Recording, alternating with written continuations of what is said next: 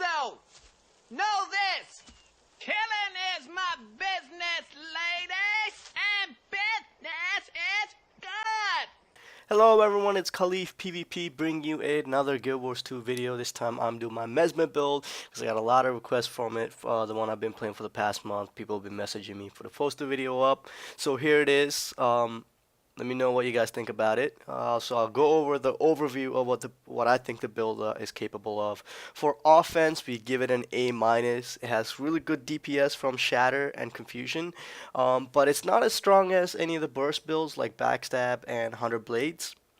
For defense, we give it a B+ because we are out clones, and from what from my experience, clones are really good to confuse people because they're attacking your clones rather than you. So you kind of have that extra layer of health almost from the clones. And the next one that we want to put is stealth. This build does have a couple stealth skills that you can use to get away from your enemies, especially in those sticky situations. For support, this one's going to be one that's taking the hit. Again, you can't really have a really strong build overall. For support, we give it D+. It doesn't have a lot of combo fills. I don't think it has any, actually. It doesn't have group heals, and it has minimum group buffs. It only has 2 from my count. So now on to our traits. For the traits, we have 10 points into domination, 30 points into dueling, and 30 points into illusion. In 10 domination, we pick up mental torment. Mind rack causes 20% more damage. Mind rack is one of our primary damage dealers, so we want to get that buffed up as much as we can. In 30 points into dueling, this is actually a rather weak trait. I'm not really happy about the traits in this tree, but unfortunately we do need to pick it up for that precision boost and the critical damage boost. So the first one we pick up is Phantasmal Fury. Your Phantasms have Fury. This is great because one of your primary attacks is also a Phantasm, so letting that have Fury, you increase its damage output. The next one we pick up is Desperate Decoy. Cloak and leave a clone at yourself behind at 25% health. This is kind of like that oh shit moment. You want to, especially if you're taking a lot of damage, you want to get that nice low stealth off. And then finally we pick up Deceptive Evasion. Create a clone at your current position when you dodge. This skill combos really well with Critical Infusion and Phantasmal Fury. Critical Infusion, you gain 5 seconds of vigor when you do a critical hit. So this is nice because it essentially allows you to have vigor up 100% of the time. It lasts for 5 seconds and the cooldown's 5 seconds. So from my experience, you maintain it near 100% of the time, allowing you to dodge twice as fast as other classes. In 30 points in illusion, this is our strongest tree by far. 30 points in illusion, we pick up Master of Misdirection. Confusion and Inflict lasts 33% longer.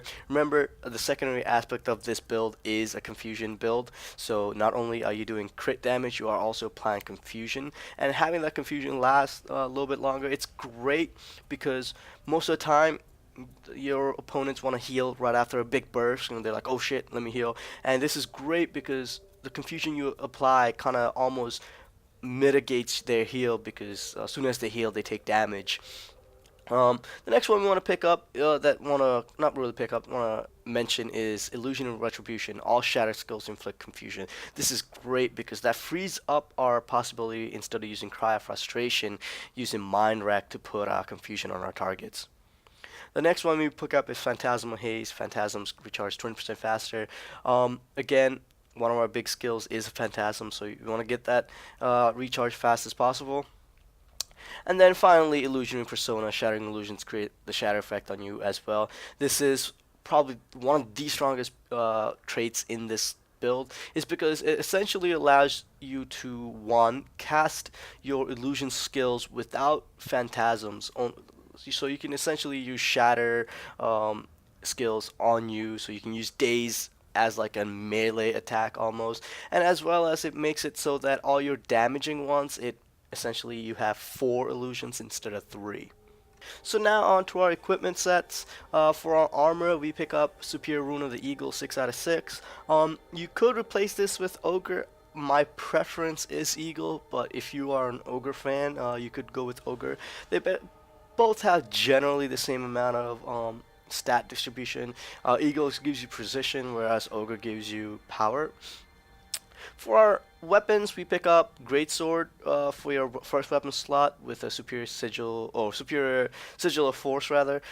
It gives you 5% damage. This one, it's really good because you're shattering, you're putting up one of your big damage dealing skills with the 5% damage. I haven't really been able to do any sort of testing to see if your phantasms, or your attacks from phantasms, actually get affected by this, but it is a free sigil, so if you want to replace this with something else, feel free to do that. The next one, we pick up Scepter and Torch. These two combinations are great because essentially and I'll show you like a small playthrough of it in the end. You have, for the sigil, for the Scepter, you have 3 stacks of might, superior battle, 3 stacks of might when you swap to this weapon, and for the Torch, we pick up freeze nearby enemies for 3 seconds. This one again is also a free slot. You can replace this with anything you want. The reason I have the Hydromancy one is because usually when I switch to this weapon, I am in trouble. Usually I'm getting attacked, so I want to switch to it and put that freeze up so I can put some distance between me and the target. For our trinket, we pick up Berserker's Amulet. You could take Knights if you are taking a lot of damage and you want to kind of buff your output. I wouldn't recommend it because you already have 18k health. With Knights you get 24k, but to me it feels like a little bit of an overkill, so I would recommend your Berserker's Amulet over Knights. Now on to our utility skills and healing skill and elite skill. For healing skill, we pick up Ether Feast, heal yourself, gain additional health per illusion. This one's great because it is an illusion build, so what I usually like to do if I'm in trouble, I'll try to pop some clones out and then do a full heal. This essentially heals for about 7k with multiple clones. The next one we have is Decoy, Clone, gain stealth, and summon an illusion. This is kind of like, again, one of those oh shit skills that you want to use when you're in trouble. The Phantasmal Defender, this one's great because it summons an illusion that takes half the damage from you. This is probably one of the skills I pop if I'm going up against a burst build. It's like a thief. I'll pop this on the thief, and essentially I put a buffer of damage between what they can do.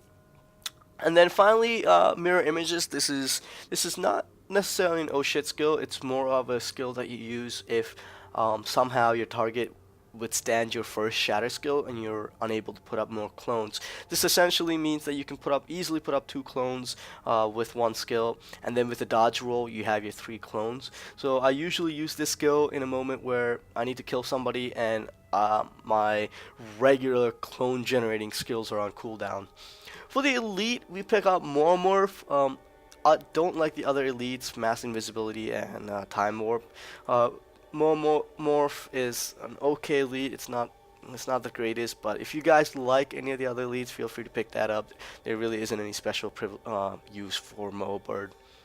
So a little bit into our weapon skills. You're primarily going to be running around with your Greatsword, and the big skills that you're going to be using is Mirror Blade, Mind Stab, and Phantasmal Berserker. These 3 skills kind of make up your primary attacks from the Greatsword and as well as Shatter. When you're in trouble, let's say somebody got a little bit too close to comfort, you switch over to your Scepter, Torch, and from this you have the Prestige, which disappear into a cloud of smoke, and then essentially when you reappear you burn nearby foes. I usually don't stick around for that appear. I'll just stealth and just run away. So this weapon set is your oh shit I'm in trouble weapon set. It has a couple great defensive skills like illusionary counter, confusing images. So this weapon set is primarily used for when you're in trouble. So here's the combo slowed down so you guys get an understanding of how it works. You're going to use skill number 1 as a distance measure. You want to make sure all your skills are going to hit. So number 1 kind of serves that purpose. You're going to hit number 2 to spawn a clone, 4, which will put up 2 clones, and you're going to dodge, and then right after you dodge towards your target, you're going to explode, which right there essentially is going to hit for 4 clones at once.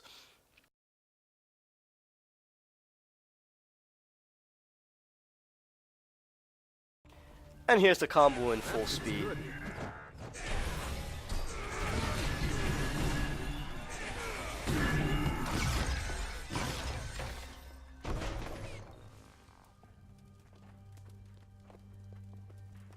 So that pretty much wraps up our build summary. To summarize the build, the offense, it has great shatter capabilities as well as the confusion stacking. Defensive wise, it has the clones and the stealth. It is lacking from support because you don't have a lot of group utility, but again, you can't really make all the builds universally A pluses all the way throughout.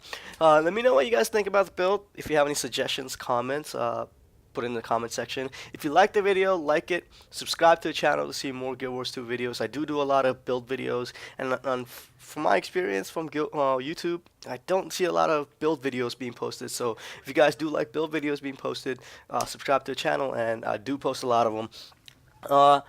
So again, hopefully you guys have good luck with this build in sPVP. It is deadly in World vs. World. And hopefully I get to see you guys in the new World vs. World matchup that's popping up soon. And I'll see you there.